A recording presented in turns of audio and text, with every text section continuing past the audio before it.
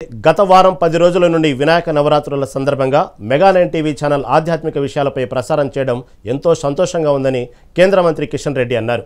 రేపు జరగబోయే వినాయక నిమజ్జనాన్ని శాంతిపూర్వకంగా నిర్వహించుకోవాలని, అలాగే హిందువుల ఐక్యతను చాటుతూ ప్రశాంత వాతావరణంలో వినాయకులను నిమజ్జనం చేయాలని ఆకాంక్షించారు.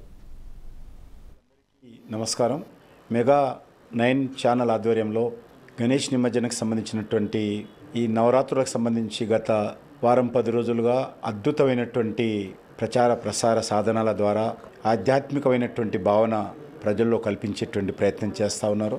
రేపు జరిగేటువంటి నిమజ్జన కార్యక్రమం కూడా అందరూ ప్రశాంతంగా జరుపుకోవాలి.